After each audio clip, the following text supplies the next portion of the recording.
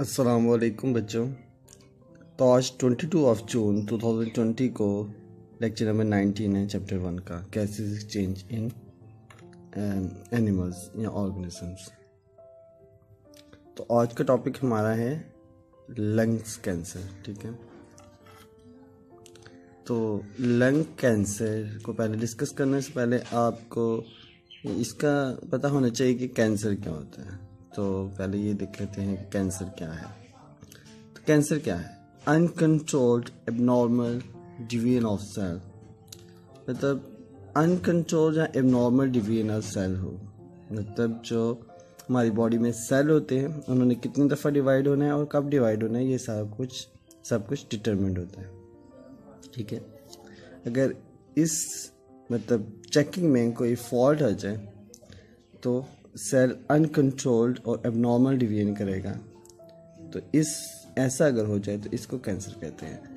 Cancer cells lose their function, cancer cells ज़्यादा होने के बायस अपना और भी फैक्टर्स के बायस अपना फंक्शन भी लूज कर देते हैं और वो एक तो यूजलेस भी होते हैं।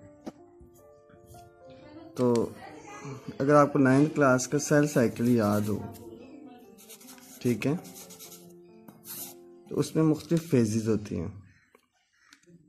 मेन बड़ी फेजेस इंटरफेज और उसके बाद एम फेज। ठीक है, और इंटरफेज को भी मज़ीद 3 स्टेजेस में डिवाइड करते हैं, गैप 1, एस फेज, गैप 2। ठीक है, और एम फेज में जो कैरियोकाइनेसिस और साइटोकाइनेसिस होता है, कैरियोकाइनेसिस को भी 4 स्टेजेस में मज़ीद आगे डिवाइड करते हैं। तो सेल साइकिल में हर फेज के सेंटर में, हर फेज से एक दूसरी फेज में जाते हुए, ठीक है, ये चेक पॉइंट्स होते हैं।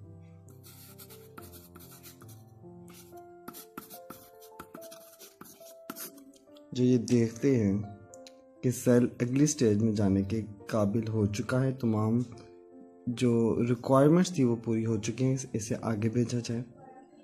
इस तरह सेल एक बेहतर अंदाज से डिवाइड करता है। ठीक है, अगर कोई भी चेक पॉइंट किसी भी फेज के दरमियान में ये समझे या उधर ये डिसाइड हो केमिकली कि रिक्वायरमेंट्स पूरी नहीं हुई तो सेल को आगे नहीं भेजा जाता। ठीक है, बहुत इंपॉर्टेंट चेक पॉइंट होता है एस और जी गैप 2 फेज के दरमियान। ठीक है,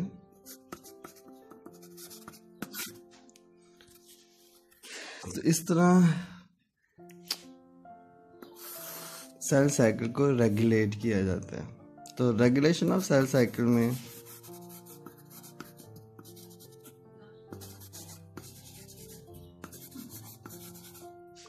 एक प्रोटीन है, उसको बहुत अहमियत हासिल है, उसे कहते हैं प्रोटीन P53। ठीक है, ये सेल साइकिल को मॉनिटर करता है, रेगुलेट करता है। ठीक है, कि सेल साइकिल में अगर डीएनए डैमेज हो जाए उसको रिपेयरिंग का काम, और इसी तरह मुख्तलिफ किस्म की जो सेल साइकिल ने कब स्टॉप होना है और कब स्टार्ट होना है, ये इस प्रोटीन का बहुत रोल है। तो अक्सर 50% कैंसर केसेस में ये देखा जाता है कि उन पेशेंट से जो ट्यूमर एक्सट्रैक्ट किए जाते हैं उनमें 50% इस प्रोटीन में चेंजेस आए होते हैं। ये प्रोटीन म्यूटेड होता है। ठीक है, तो ये P53 एक बहुत बड़ी वजह है। इसमें म्यूटेशन, इस प्रोटीन के जीन में म्यूटेशन बहुत बड़ी वजह है कैंसर की। तो ये एक कैंसर के बारे में बात है, मतलब जब सेल साइकिल जो है उसके चेक पॉइंट्स में खराबी आ जाए, इसकी वजह से वो एबनॉर्मली चलेगा सेल साइकिल, और एक तो सेल बगैर किसी एक स्पेसिफाइड नंबर के डिवाइड होना शुरू हो जाएगा। ठीक है, तो बहुत सारे चेक पॉइंट्स हैं जो अहम हैं, लेकिन एक जो प्रोटीन है जो सेल में मौजूद होता है, ठीक है, जो सेल साइकिल को मॉनिटर करता है, रेगुलेट करता है, वो P53 है। और जिसका बहुत ज़्यादा रोल है।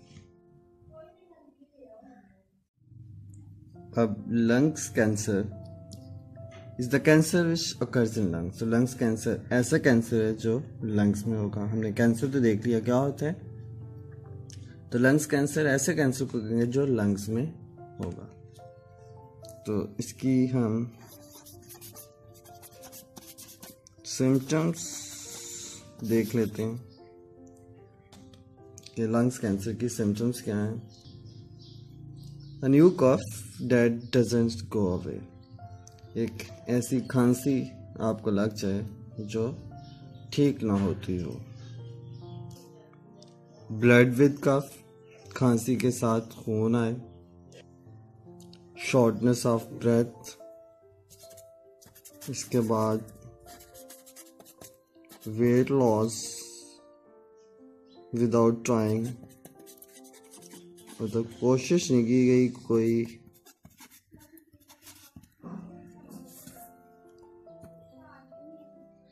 बोन पेन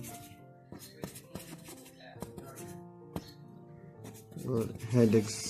ठीक है, तो ये हैं सिम्टम्स इसकी लंग्स कैंसर के।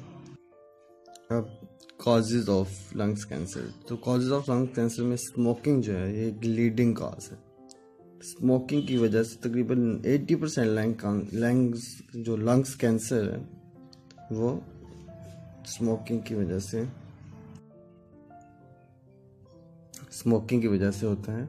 और दूसरा है exposure to radon gas. Radon gas है कि आप एक्सपोज रहते हैं ज़्यादा देर के लिए।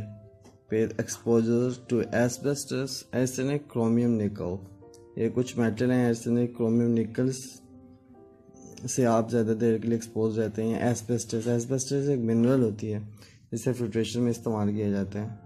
ठीक है, इसके बाद चेस्ट रेडियोथेरेपी अगर आपने करवाई है और इसके बाद अगर आपकी फैमिली हिस्ट्री है लंग डिजीज़ की या लंग कैंसर की, तो आपको लंग कैंसर ज़्यादा हो सकता है। लंग कैंसर की टाइप्स होती हैं दो, स्मॉल सेल लंग्स कैंसर और non small cell lungs cancer.